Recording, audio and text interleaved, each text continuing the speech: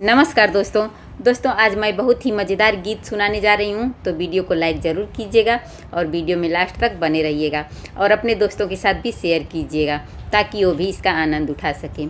तो चलिए गीत सुनिए और आनंद लीजिए। कौन भइल हमसे कसुरवा त कैला बेगानमा ए राजा, कौन भइल हमसे कसुरवा त कैला बेगानमा ए राजा, बेगानमा ए राजा, बेगानमा ए राजा, कौन भइल हमसे कसुरवा त कैला बेगानमा ए राजा। गाजा दारू फैशन मचल बाड़े सगरी, गाजा दारू फैशन मचल बाड़े सगरी, संगी साथी यार सब पियावेल जबरी, संगी साथी यार सब पियावेल जबरी, पी गईली बेची के गहनवा त कैली बेगानमा ए रानी, पी गईली बेची के गहनवा त कैली बेगानमा ए रानी, बेगानमा ए रानी, बेगानमा ए रानी, पी गईली बेची के गहनवा त कैली बेगानमा ए रानी, पी गईली बेची के गहनवा त कैली बेगानमा ए रानी।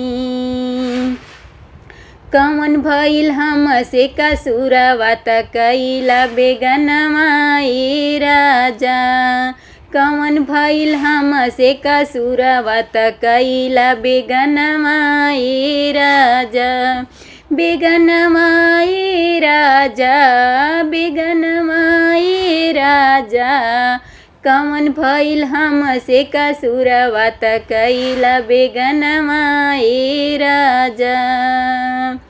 गाजा दारू फैशन बनल बाड़े सगरी, गाजा दारू फैशन मचल बाड़े सगरी, यार दोस्त सब पियावेल जबरी, संगी साथी यार सब पियावेल जबरी, पी गईली बेची के कंगनवा त कैली बेगानमा ए रानी, पी गईली बेची के कंगनवा त कैली बेगानमा ए रानी, बेगानमा ए रानी, बेगानमा ए रानी, पी गईली बेची के गहनवा त कैली बेगानमा ए रानी, कौन भइल हमसे कसुरवा त कैला बेगानमा ए राजा, कौन भइल हमसे कसुरवा त कैला बेगानमा